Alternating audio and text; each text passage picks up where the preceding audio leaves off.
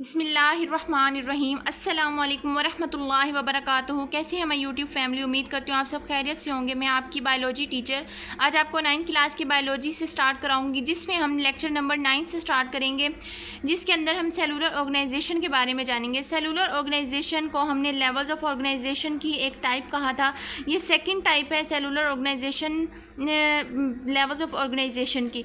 उससे पहले हमने बायोलॉजी फर्स्ट लेक्चर से लेकर जो 8th लेक्चर तक हमने जो चीज़ें पढ़ी थी, उसमें सबसे पहले हमने बायोलॉजी पढ़ी थी। बायोलॉजी की डिवीजन्स के बारे में पढ़ा था, बायोलॉजी के ब्रांचेस के बारे में, उसकी कैरियर्स के बारे में, इंटरक्लियरली साइंसेस के बारे में, जिसके अंदर दूसरी ब्रांचेस के साथ बायोलॉजी का क्या ताल्लुक़ है। उसके बाद हमने पढ़ा था उसके बाद हमने कैरियर्स ऑफ बायोलॉजी के बारे में पढ़ा था, फिर मुस्लिम साइंटिस्ट के बारे में पढ़ा था। देन हमने लेवल्स ऑफ ऑर्गेनाइजेशन पढ़ा था। लेवल्स ऑफ ऑर्गेनाइजेशन के अंदर हमने सब अटोमिक लेवल पढ़ा था, टिश्यूज़ लेवल पढ़ा था, organ and organ system level पढ़ा था, population, individual, biosphere and community, इन सब के बारे में हमने लेवल्स ऑफ ऑर्गेनाइजेशन के अंदर पढ़ा था।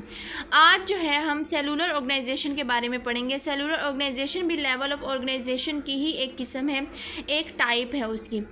अब जो है सेलुलर ऑर्गेनाइजेशन में क्या कहते हैं, सेलुलर ऑर्गेनाइजेशन ऐसी ऑर्गेनाइजेशन जो कि सेल्स पर मुश्तमिल हो, या तो वो एक सेल पर मुश्तमिल हो या फिर वो मल्टी सेल्स पर मुश्तमिल हो। मतलब उसके अंदर एक सेल भी मौजूद हो सकता है, उसके अंदर बहुत सारे सेल्स भी मौजूद हो सकते हैं। तो इसको हम क्या कहते हैं, सेलुलर ऑर्गेनाइजेशन कहते हैं। आइए इसकी डेफिनेशन देख लेते हैं। The organisation of cell and many cell, मतलब एक cell, the organisation of cell और मैनी सेल और बहुत सारे cells to form an organism, और एक ऑर्गेनिज्म बना देते हैं, is called cellular organisation.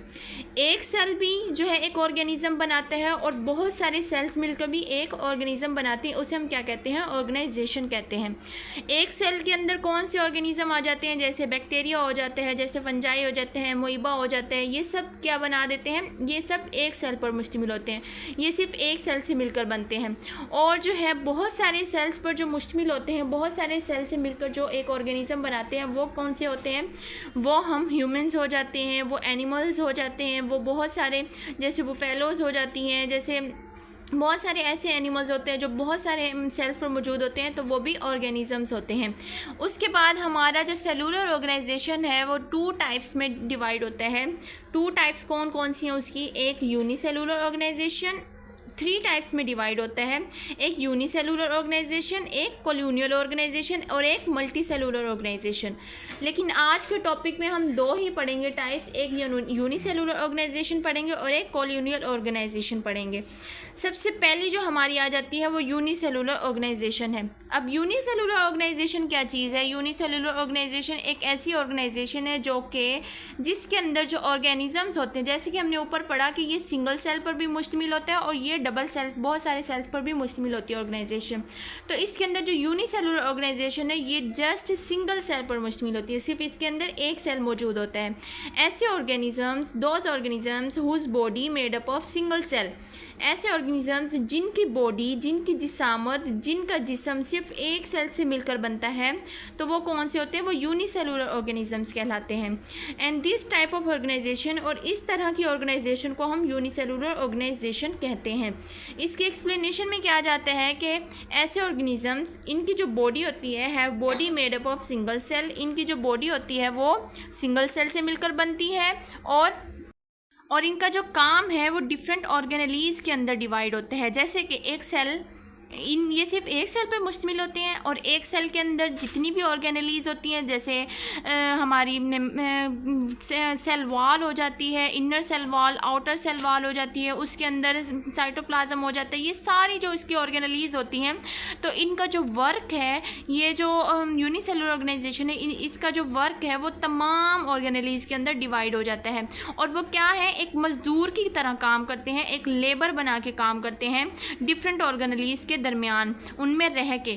Means के जितनी भी ऑर्गेनेलीज हैं सब मिलकर एक लेबर की तरह काम करते हैं अपने सेल के अंदर, और एक ऑर्गेनिजम्स को बनाते हैं, उसको फंक्शंस करने में, उसको जो है अपना स्ट्रक्चर बनाने में हेल्प करते हैं। उसके बाद ये अगरचे इनका जो ये सिंगल सेल पर मुश्तमिल होते हैं ये ऑर्गेनिज़म्स, और सिंगल सेल्ड ऑर्गेनिज़म्स कहलाते हैं। लेकिन इनका जो सिंगल सेल होता है वो बहुत सारी वाइटल कैविटीज़ को कैरी करता है, जैसे कि डाइजेशन हो जाए, रेस्पिरेशन हो जाती है, रिप्रोडक्शन हो जाती है, एक्सक्रीशन हो जाती है।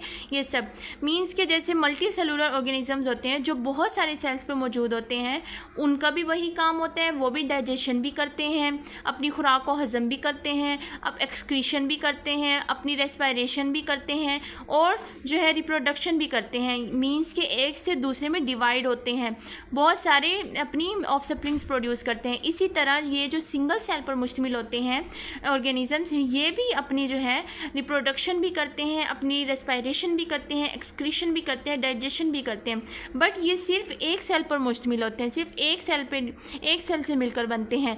इसी तरह इनका और मल्टी सेलुलर जो बहुत सारे सेल से मिलकर बनते हैं और ये जो सिंगल सेल से मिलकर बनते हैं, इन दोनों का काम एक जैसा होता है। सिर्फ इनके जो मेन डिफरेंस होता है इनके अंदर ये होता है कि वो एक सेल से मिलकर बनता है और वो बहुत सारे सेल से मिलकर बनता है। उसके बाद हमारा जो दूसरी उसकी टाइप आ जाती है ऑर्गेनाइजेशन की, सेलुलर ऑर्गेनाइजेशन की, वो है कॉलोनियल ऑर्गेनाइजेशन। कॉलोनी का आपको पता होगा कि ऐसे बहुत सारे लोग होते हैं जो कॉलोनीज़ बना के रहते हैं, जो कॉलोनीज़ में रहते हैं, एक बड़े बड़े ग्रुप्स को बना के फिर वो एक कॉलोनी बना लेते हैं, तो इसको हम क्या कहते हैं, कॉलोनी कहते हैं। अब जैसे ये देखें कि इसके अंदर भी कॉलोनियल ऑर्गेनाइजेशन है, वो सेलुलर यूनिसेलुलर था, मतलब एक सेल पे मुश्तमिल जो जानदार होते हैं, यूनिसेलुलर के अंदर वो वाले सारे जानदार आ जाते हैं, और कॉलोनियल ऑर्गेनाइजेशन के अंदर ऐसे ऑर्गेनिजम्स आ जाते हैं जो कि एक कॉलोनी बना के रखते हैं, एक कॉलोनी के तौर पे रहते हैं, एक कॉलोनी के अंदर रहते हैं और एक कॉलोनी बना के रखते हैं, तो वो कॉलोनियल ऑर्गेनाइजेशन के अंदर आ जाते हैं। जैसे देखें कि इसमें ऐसे those organisms which are live in the form of colony, ऐसे ऑर्गेनिज्म जो कि कॉलोनी की फॉर्म में होके रहते हैं, उसे हम क्या कहते हैं, कॉलोनियल ऑर्गेनाइजेशन कहते हैं। And this type of organisation is called the colonial organisation. जैसे कि अब हमने यहाँ पे पढ़ा, देखें कि ये मैं आपको एक डायग्राम दिखाती हूँ, इसमें ये यहाँ पे तमाम ऐसे सेल्स हैं, उन्होंने एक कॉलोनी बना के रखी हुई है। अब देखिए बहुत सारे टिश्यूज़ होते हैं, वो इकट्ठे हो जाते हैं, बहुत सारे टिश्यूज़ मिलके क्या बनाते हैं, ऑर्गन बनाते हैं, और ऑर्गन से जो है ना ऑर्गन सिस्टम बनता है। फिर यही टिश्यूज़ जो है वो हम ये तमाम ऑर्गन्स को मिला के एक क्या बना देते हैं, एक इंडिविजुअल्स बना देते हैं, और ये तमाम इंडिविजुअल्स मिलके क्या बना देते हैं, पॉपुलेशन बना देते हैं, और तमाम डिफरेंट पॉपुलेशंस मिलके क्या बनाती है, कम्युनिटी बना देती हैं। लेकिन इसमें क्या होता है, इसमें वो कहते हैं कि तमाम सेल्स मिलके तमाम सेल्स जो हैं यूनिसेलुलर ऑर्गेनिजम्स मिलके, यूनिसेलुलर ऑर्गेनाइजेशन मिलके, मतलब जो एक सेल पर मुश्तमिल जो ऑर्गेनिजम्स होते हैं वो तमाम मिलके क्या बना देते हैं, एक कॉलोनी बना देते हैं, और इस कॉलोनी को हम क्या कहते हैं, वॉल्वेक्स कहते हैं। लेकिन ये याद रखिएगा कि कॉलोनियल ऑर्गेनाइजेशन के अंदर कौन से ऑर्गेनिजम्स मिलके कॉलोनी बनाते हैं, यूनिसेलुलर ऑर्गेनिजम्स मिलके बनाते हैं, जो कि एक सेल पर मुश्तमिल होते हैं। वो सारे ऑर्गेनिजम्स मिलके क्या बना देते हैं, एक कॉलोनी बना देते हैं, तो इसे हम क्या कहते हैं, कॉलोनियल ऑर्गेनाइजेशन कहते हैं। ठीक है, और इसको हम वॉल्वेक्स कहते हैं। जौन से ऑर्गेनिज्म जो है ये एक कॉलोनी बनाते हैं उसको वॉल्वेक्स कहते हैं, और ये यूनिसेलुलर ऑर्गेनाइजेशन के जो ऑर्गेनिज्म होते हैं वो मिलके बनाते हैं।